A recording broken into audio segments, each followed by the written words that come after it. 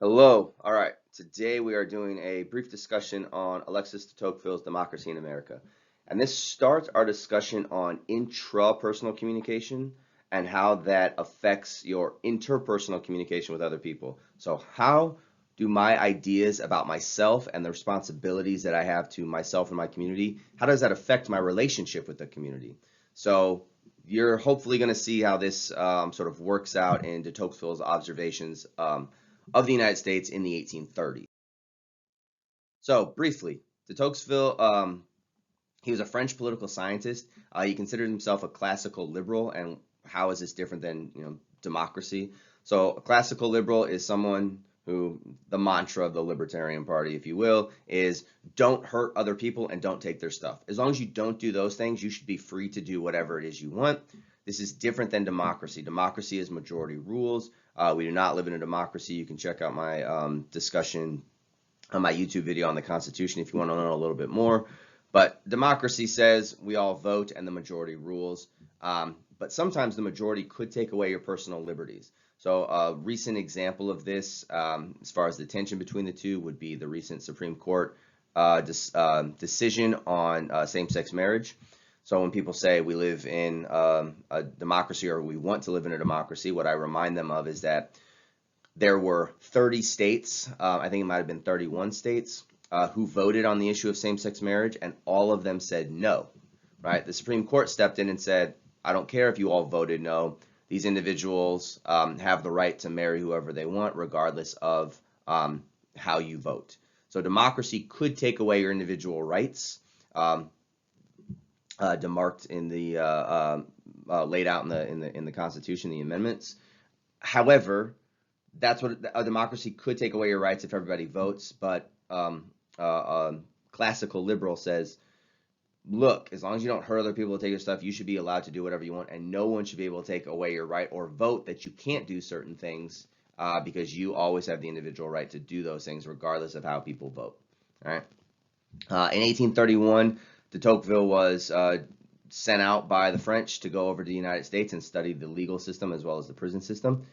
And you need to remember that at this time in the 1830s, the United States was only 60 years old, and people in Europe were sitting there, the people in charge in Europe were sitting there saying, how is this whole American experiment working, right? This idea of liberty, of giving individuals, non-royal people, people without formal educations, the idea of just giving them liberty and allowing them to live their life however they want without government interference.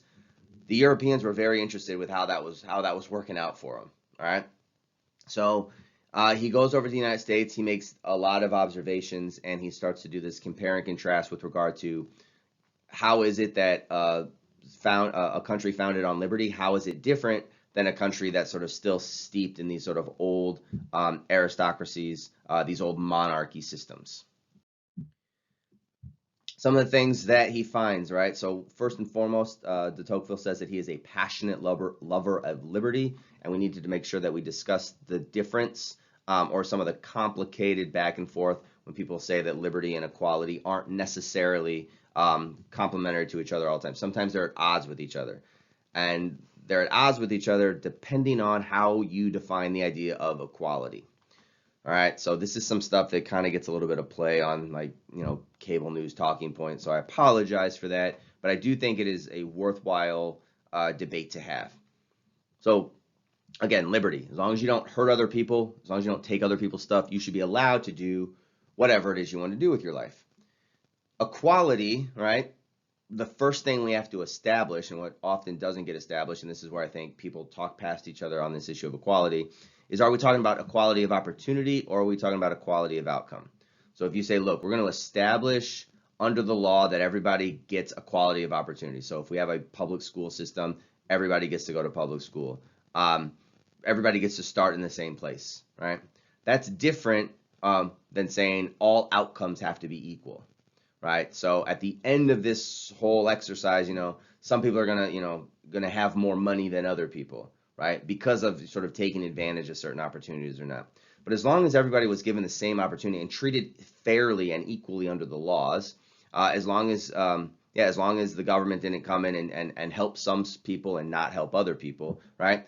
then everything's been equal. And we have to realize that sometimes, liberty, absolute liberty, the freedom for me to do whatever it is I want, it's going to lead to unequal outcomes, right? So, for example, if people are given absolute freedom to do whatever it is they want, some people are going to freely work for 20 hours a day, right? They're going to go to their regular job, then they're going to pick up Uber jobs, they're going to pick up all these side hustles, they're going to make a whole lot of money, all right? Some people are going to freely choose to play video games 20 hours a day, all right? Now, again, as long as both individuals were given the same opportunity, and the same opportunity here as far as equality would be each person is given 24 hours in the day, right? There might be some unequal outcomes because each individual chose to use the 20 hours of their day differently, okay? Now, this doesn't mean that making money or not making money should be valued or not valued, right? So some people might say, look, I don't care about making that much money. I just want enough money to be comfortable because 20 hours a day playing video games improves my social life. It makes me feel good about myself. Like I get to connect with my friends, playing video games, whatever, right? So there's different sort of measurements with regard to sort of long-term satisfaction with life. Some people measure it in terms of income. Some people measure it in terms of relationships, right? Whether or not you have a good relationship with your spouse or your kids or your friends or whoever, right?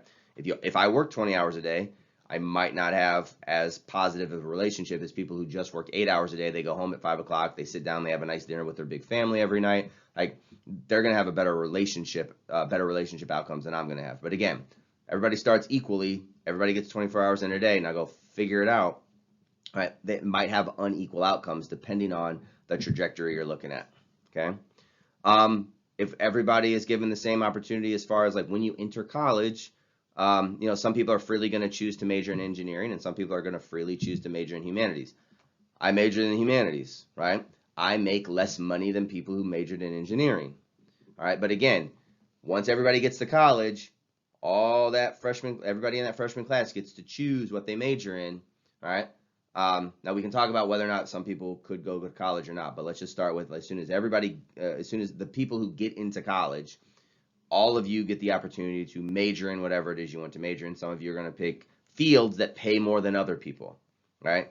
So there's going to be unequal outcomes as far as our income is concerned. All right. I'm going to make less money, right, than someone who majored in engineering, right? But again, I was free to choose that. I chose it because I enjoy it, right? And it's going to lead to different outcomes for me and someone else, right? A more controversial example is something like paid family leave. Men and women choosing majors as far as work-life balance, as far as the pay gap issue between men and women, right? So some people are freely choosing to have kids, some people are choosing not to have kids, and then you get into this question with regard to how much time off, who gets paid. I don't have kids, and if I never have kids, am I going to get compensated some way by my job because I'm choosing not to have kids? There's been some stories, if you Google them, where there are some funny stories where people are trying to advocate for paid family leave time. Single people without kids are saying, I want paid family leave time because I just got a new puppy and I need to stay home with my new puppy for 6 weeks. That helps me fulfill my life. Someone else had a baby to fulfill their life. Why can't we have equal time off? It's obviously controversial, but it's an interesting thought experience to go around and say, look, I'm choosing not to have kids. Someone else chose to have kids. We both have the option to have kids. So they might lead to some unequal outcomes as far as the ability to make money, the ability to have kids, how you advance in your career with regard to having a family life. All right. Again, men and women choosing majors. Are men and women? Is there a gap in the income because men and women are choosing different majors? That's one of the variables. And also, when you talk about work-life balance, what I mean by this is, if men and women are equal as far as they both get the same degree and they both have the same GPA, for about the first 5 years of their career, men and women make about the same amount of money, and then you get to your late 20s and men start to make more money than women. And part of it is women say, I'm going to take a few extra hours because I want to pick the kids up at school. I don't want to work on Saturdays because I want to go to a junior soccer game.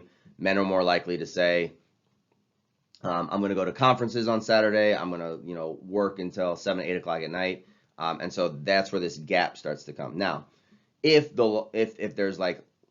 there's discrimination in the legal paperwork and people are found to not allow women those opportunities, then you say, wow, that's not okay. Like women should have the same equal opportunities as men do um, with regard to career trajectory. But then you say, okay, if men and women are making different choices and they become unequal, now we're getting this question of, equal outcomes, right? If people are making different choices with regard to how much time they want to spend at home with their family versus how much time they want to spend working on their career, there are going to be different outcomes, all right? And so what we mean by equality isn't always, um, sometimes we talk past each other. Do we mean equal opportunities or do we mean equal outcomes? And if we mean having absolute liberty, right, do whatever it is you want to do, sometimes we have to recognize that outcomes for different people are going to be different, all right? I chose not to do certain things, which means I'm not going to have the same outcomes as someone else, right, with regard to majoring in engineering. If you choose to work fewer hours so you can raise your family, right? Some people, the tiny house people, right? It's like we're going to have a tiny home because we don't want to work that much because we want to like have a closer family. We don't want to have a mortgage, right? Those individuals are choosing something, so they're going to make less money than people who choose to work 20 hours a week, all right? So the paradox of all this is if you want equality, you might have to sacrifice some of your liberty because you have to give more control to a powerful state. Now, what I mean by a powerful state, or anytime people talk about growing the government or shrinking the government, all they're talking about is taxes. Taxes is the only thing that makes the government more powerful or less powerful. Taxes are the only thing that makes government bigger or smaller, right? It's all up to taxes. So if you want more equality of outcomes, right, especially along the path of sort of economic outcomes, right, you have to give more power to the state, which means we have to increase tax revenues to the state because then the state has to sort of invest in more programs to make people more equal with regard to income levels and wealth, right? Now, that's a debate that's open. I'm not taking a position on it, but you have to recognize if you want more equality of outcome, right, you have to invest more in the programs that would create equality of outcome. And, that includes, higher tax revenues amongst everybody. All right. When de Tocqueville was doing his study in 1831 to 1832, he went around the United States to look at all these institutions that were going on. And a couple things to remember. The United States was only 12 million people at this time. It's a very small population, but land-wise, it was pretty big. All right. This is population density, so look at all this like unfulfilled, not a lot of people. All right. And this is different, right, than the small countries of Europe. It's like England's small, so everybody's living on top of each other. France is small, everybody's very close to each other. Spain is small, everybody, even people who live out in the country in places like, Spain, France, England, right? They're still relatively close to these larger cities. United States, like you could, man, imagine living out in the middle of Missouri, right, in 1830s. It's like there's nobody to run to, nobody to get help from, right? So the U.S. government was just kind of giving land away that it was purchasing, thinking about Louisiana Purchase and all this kind of stuff, right? And they were just saying, hey, just go out and settle the land and just figure it out on your own. This is different than the old European model where a king would say, I appoint you, my cousin, to go be, we're going to call it the mayor of this town, and the mayor of that town in England would constantly be reporting back to the king. So every town over in England, right, or over in France or all these other places that, had royalty, these individuals were constantly pointing back to, like, they were being micromanaged by, the king. In the United States, we have Washington, D.C., but Washington, D.C. was pretty laissez-faire. They were like, look, you want to go out in Missouri and settle it, fine, but you have to figure it out. Like, you're going to elect your own mayor, you're going to elect your own school board, you're going to elect, you're going to elect your sheriff, you're going to elect people to take care of the roads and public buildings and whatever, right? You go out to your individual places, wherever you want to kind of put down roots, and you just have to figure it out on your own, right? It was not micromanaged the same way that this old European style was with regard to sort of micromanaging each little, hamlet and village and everywhere else people were living, all right? All these institutions were operating very, very far away from the centralized government in Washington, D.C. So again, people wanted the freedom, they wanted liberty, right? A nation conceived in liberty. If you want that freedom and liberty, then once you get away from it, you start settling way out here, right, in the Midwest. You're the one who has to take responsibility for governing yourself, right? And if you don't take responsibility for governing yourself, then you're saying, hey, Washington, D.C., come and bail us out, right? No, if you want a system that says, I don't want these powerful people in charge of my life, then you're the one who has to be that person to step up and take responsibility for yourself and your community. A couple findings of de Tocqueville. He found that men, and it's specific to men. I know there's a lot of issues going on in the 1830s, right? Does not escape me, right? But he did find that men were becoming more equal. And again, men were becoming more equal because even if you elected a mayor to a town, the citizens of that town got to vote for that mayor, and now the mayor needs help implementing his policies. All right, so the mayor needs all the men in the town to be involved, right? He can't just sort of like lord over them and rule them, right? He's like, oh, I need the consent of the governed to rule in order to implement my policies. Like even the powerful people need the rest of the citizens on board to help them implement their programs. All right. So this is the Puritan idea of all men are created equal, all right, laid out in the Declaration of Independence, right? And this is different than over in Europe where we have this idea of like divine right of kings, which is this sort of quasi-caste system. It's like you are in a powerful position because God ordained it from your birth. United States, it's like, no, everybody is kind of in this together and we all got to work together and figure it out. Average citizens are allowed to challenge their government, petition their government for redress of grievances laid out in the First Amendment.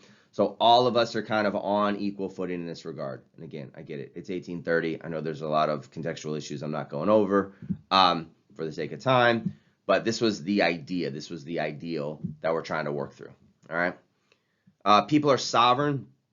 What sovereignty means is that this is the foundation of liberty. I, as an individual, have the right to do whatever it is I want with my life. I am a free individual, and you can't trample on my rights. You can't take away my rights, right? I first and foremost am a free person, right? So this is where we have tension between the individual and the collective, right? And this is the constant government tension. Okay, so if I say, look, I'm an individual and I have the right to, keep the fruits of my labor, that's a pretty good right to have, right? I go and work and I get to keep my money, right? But we do know that the government steps in and takes taxes, right? And if you don't pay your taxes, you can, be fined or you can even be thrown in jail. Like I know some famous celebrities have spent some time in jail for avoiding lots of millions of dollars of taxes over the years. All right, so there's this tension between like I'm an individual and I get to live my life the way I want to as long as I don't hurt other people and take their stuff. But then every once in a while the government comes in and says, yeah, but we need some of your tax revenue to make sure that the public school systems work and the streets are, don't have potholes and the garbage is collected, and like you need to contribute to the collective, even if you don't necessarily want to or even if you don't always agree with it, right? So the tension is not that, individuals or collectives, we should value one over the other, but it does matter what order we put this in. So in the United States, we put the individual first and foremost, right? We say, look, you do have a responsibility to the collective, but individual rights should always sort of supersede what's good for the collective, right? And this is different than a lot of other, places around the world. A lot of places around the world, you think like the Soviet Union during the Cold War, they were like the Soviet Union, like we're always going to put the Soviet Union first, and if you as an individual step out of line, we're going to send you to the gulags, right? If you say bad things about the government, you're going to undermine the government, you're going to give us a bad reputation, and so we're going to sort of ship you out because you're not parroting the talking points of the collective good. It's like always for the collective. In the United States, we say the individual has rights, the individual has liberty, the ability to sort of rule his or her own life the way that they want to, and the collective can't vote it away. All right, the collective can't take away my rights just because they took a vote. I have rights first and foremost. I have civil liberties that are, again, laid out in the amendments of the Constitution. The individual is first. The individual is sovereign. We do contribute to collective ideas, but that collective mentality should never supersede the individual. We get to this idea of freedom of association, what de Tocqueville calls the art of association. So again, if Washington, D.C. is telling a bunch of people, go just, homestead it and figure it out, and the people are like, yeah, Washington, D.C., leave me alone, then part of that leave me alone mentality is, oh, crap, I got to take care of all these responsibilities that the big centralized government used to take care of. All right, so towns start to sort of implement these sort of organizations, right? And they're more philanthropic, they're more charitable. Today we might think of things like these fraternal organizations, like the Moose Lounge and the Elks and the Lions Club and the American Legion. And you have these sort of like small little organizations, the Rotary Club, that are meant to sort of take care of the town, because people took it upon themselves as like, oh, the government's not going to come and take care of us, so we have to create sort of volunteer organizations where we take care of the people in our community. So de Tocqueville noticed this, and he's like, this is very different than what was going on in Europe, right? So people understood, right, that connections to community mattered, because no government was going to come and save them. By no government, I mean Washington, D.C., right? So if I wanted sovereignty in my little town of a few thousand people, it's like, okay, we have to elect a mayor. We have to work with that mayor to have a nice city council. We have to work with that city council to make sure that the schools and the roads and the trash are taken care of, right? So everybody has to be involved in the process. Again, this is opposed to a king putting a lord in charge and micromanage. The king is essentially micromanaging the town from the kingdom, right? Because the Lord is going to say, this is what the king wants done. This is what the king, all of you people just have to listen to me because this is what the king wants done, right? This is very different, right, than a system that says, here's a town, all of us are working together, we're all trying to have this sort of vision together.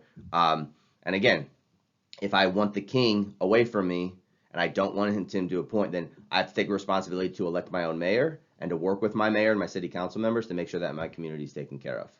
So if you don't want people micromanaging your life, you're going to have to step up and take responsibility for your own life, thus take care of responsibility for your own potholes and your own trash collection and working with your neighbors to make sure that your community is working properly. De Tocqueville also noticed that the role of women was different in the United States. So this is the beginning of women's freedom, right? So aristocracies had these very rigid ideas, but with regard to men and women with regard to marriage. But when men become more free, right, it also means that women start to have this sort of say in marriage rights, rituals, and norms. So if men are starting to be free with regard to who they choose as a spouse, right, as opposed to these sort of arranged marriages, or marriage for advantage, marriage that included dowries and status and all this other kind of stuff. If dowries and status symbols are sort of eliminated from marriage as far as like political reasons to have marriage, well, now all of a sudden men get to freely choose women, and women get to start to freely choose whether or not they want to be married, because they're not being paid any sum of money with regard to like the father of the bride paying dowry or receiving dowry for his daughter. All right.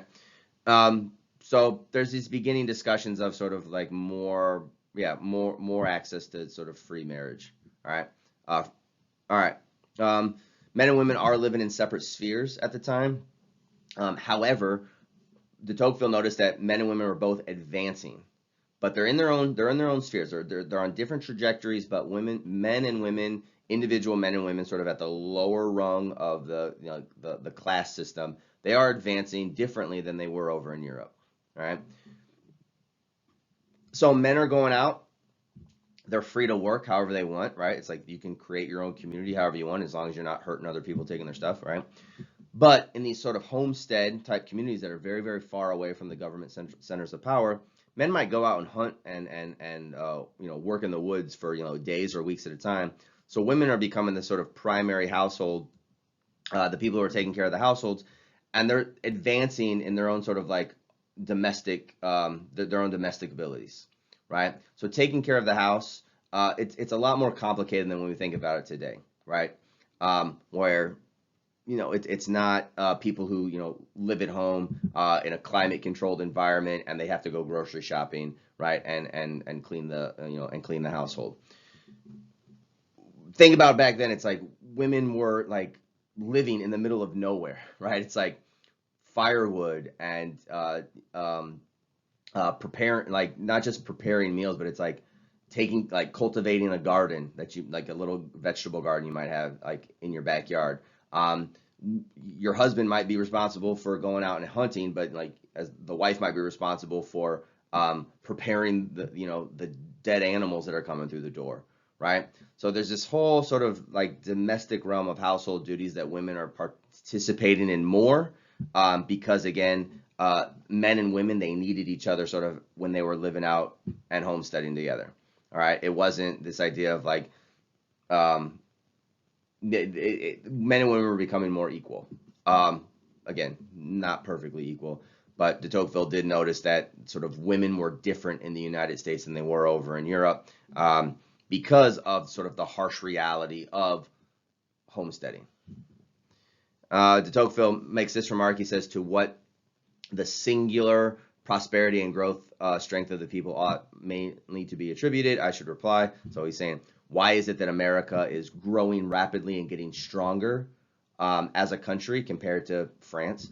And what de Tocqueville's answer is the superiority of their women. So what de Tocqueville's saying is, because more women are involved in sort of the day-to-day life, they're more involved in the community. The women also, like the men need the women to sort of strengthen the community, because again, men are out there homesteading by themselves. They need their wives involved. They need their children involved, right? I can't do this on my own, right? And the government's not going to come and save me. So the family, they all needed each other. And Tocqueville says, well, why is it that the United States is getting stronger? It's because they're actually using all of their people, right, men and women, to further the strength of their communities, right? So today you might look at it with regard to like women and girls education around the world. There's a lot of programs that are saying things like, certain countries are falling behind as far as like innovation because they're not educating half of their population, right? And what they mean by that is that certain countries are falling behind because they're not allowing their girls to become educated. So if you want a stronger country, it's like, I want everyone to be educated, right? So it's like, get more girls in school, and now all of a sudden like half of your brain power is, you know, in school, and that's going to make a stronger country. That's what de Tocqueville noticed in the United States, is that women were being used and allowed to access community events differently than over in Europe, and the United States was like, we need more people involved to help strengthen our community. Let's use the talents of women in ways that they weren't being used over in Europe.